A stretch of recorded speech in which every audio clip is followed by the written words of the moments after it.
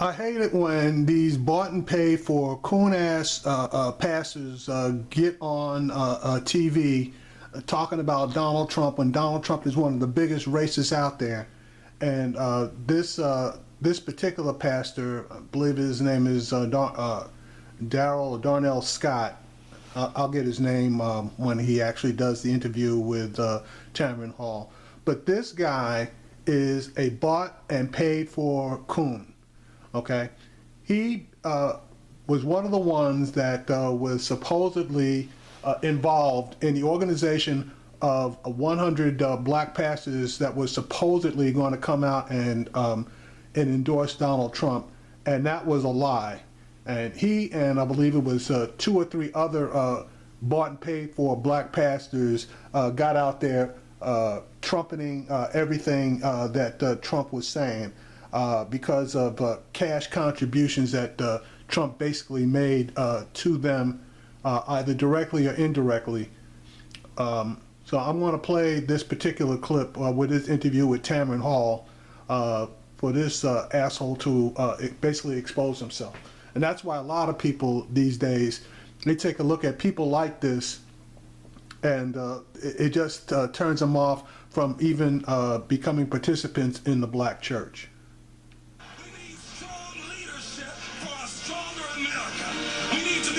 Become stronger economically, we need to become stronger socially, we need to become stronger morally, we need to become stronger spiritually, and we need to become stronger militarily. When you go to the polls this Tuesday, you can make a statement. You can make a mark that can never be erased. Vote by voting for Donald Trump.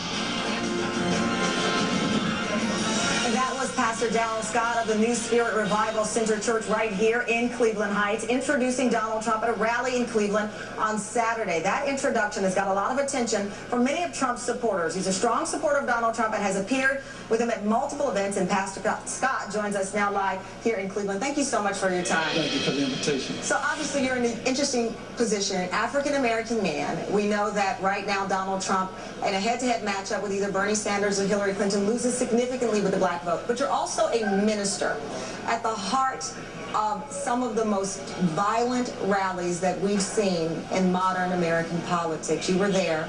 You saw the crowds. Do you believe that Donald Trump plays a role in inciting this? In inciting, no. Because you don't see the Donald Trump supporters fighting each other.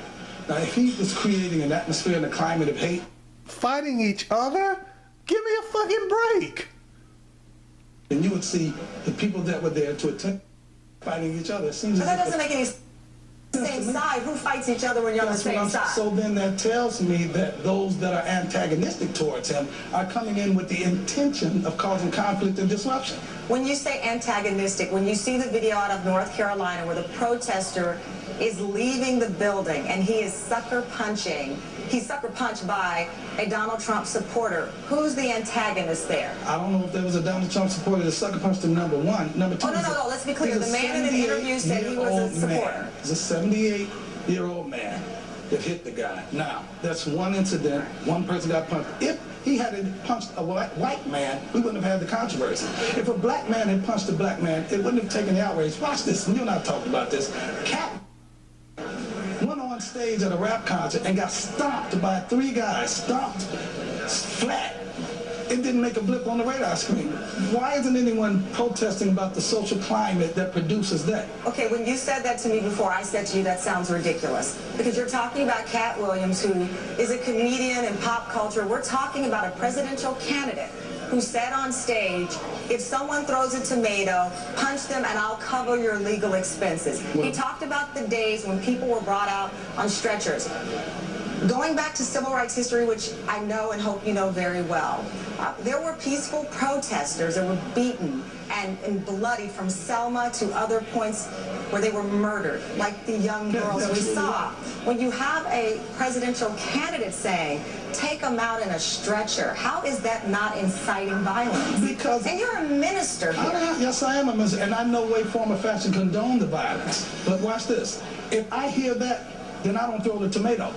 Why would you throw a tomato anyway? So that's your solution? No, that's not my solution, but what I'm saying is, It's an action and reaction. For every action, there's not an equal reaction. You have action, reaction. If there's no action, there's no reaction. Now, what the question I ask you is this: if, as Trump alleges, the protesters are from the Hillary Clinton camp, the Democratic camp, why don't, in the interests of peace, rather than condemn the violence, why don't Hillary Clinton say to her supporters, why won't Bernie Sanders say to his supporters, listen, if you're a supporter of mine, do me a favor. Do not go to the Donald Trump rally. Do not incite Oh, that's violence. bullshit. What is that advice you've been giving to Martin Luther King? I would say, don't go there. But Martin Luther King didn't incite violence. But where Martin are you Luther King seeing told them, make sure you protesters? don't incite violence. Tell me where the protesters are inciting If Hillary violence. Clinton says, do not go to the Trump rally and incite violence, Bernie Sanders says don't incite violence, Where's your proof you of won't that? see any Tell me your violence. proof of They're it. holding up Bernie Sanders A signs. sign being held up incites violence? In what world is that true? In Cleveland, Ohio, in America, in this world, in So 2016, you hold up a that's sign true. that is inciting No, violence. they begin to protest and disrupt. They're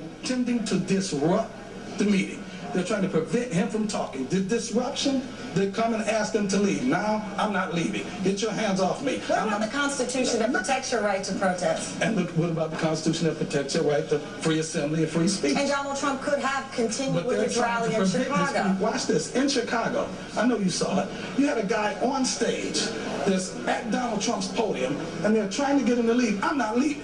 Now, what was his intent? You look at the guy that rushed on stage in Dayton, right? Did you see the interview that they did with him afterwards? I did. He said, I think Donald Trump's a bully. And so I was going to take his podium and I was going to take his microphone. So what do you say? He's a bully, so I'm a bully to bully.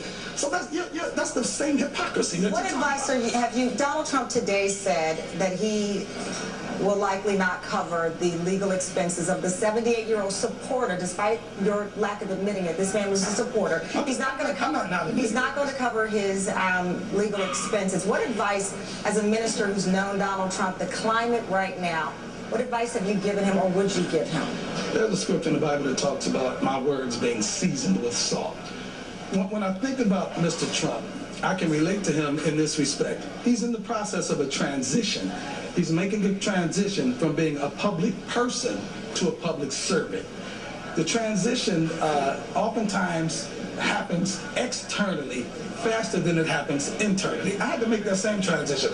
I've been pastoring my church for 22 years. Prior to that, I was a church member. So when I began pastoring, I made a lot of mistakes. I fumbled a couple of times because even though I was in the position of pastor, and he's still fumbling. He's trying to make every excuse in the world for Donald Trump. Donald Trump is inciting violence. And this motherfucker is unwilling to say anything against Trump or even admit that Trump is wrong. So, again, this is just another example of one of these cool-ass fucking black ministers that sold their damn soul for 30 pounds, for 30 pieces of silver. He had the mind of a member. He's used to being a public person that can shoot from the hip, that doesn't have to be more careful about what he says. But in making this transition to public servant, if you notice it, he's trying to tone it down. And when he does, what do they say? What do you think about this new toned down Donald Trump? Did you like this new? He wasn't verbose at the debate. He was more conciliatory at the debate. It's like, what can I do if I'm darned if I do and darned if I don't. Will he win Ohio? It's going to be close. Yeah. If it's going to be close, he might squeak it out. He might squeak it out because, you know, Kasich doesn't have a dynamic personality. And But he's a 79% approval here in the state, and I've talked to a number of even African-American voters who are Democrats who like what he's done. Let me tell you this. There's an undercurrent of African-Americans that are going to vote for Trump. They're just not telling anybody. I've had... That's bullshit. Pastors, it was 109 pastors we took to New York. Okay, now here he's going to go with that goddamn lie about the pastors in New York that were supposed to support Trump. And it was not 109. And based on radio interviews, the pastors, pretty much to a man, that weren't in Trump's pocket, said that there were barely 50 pastors there. So now let him finish with his lie. 60 of them told me in private, I'm going to vote for him. I'm just not going to tell So you believe there's a secret black coalition that will support Donald Trump? It's not a coalition because they're not united. But when they get in that voting booth and nobody's looking over their shoulders, they're going to vote for Donald Trump. That's a lie. That would be incredible. We'll see if that happens. Pastor, thank you so much for your time. Greatly appreciate it. Coming up, Bernie Sanders.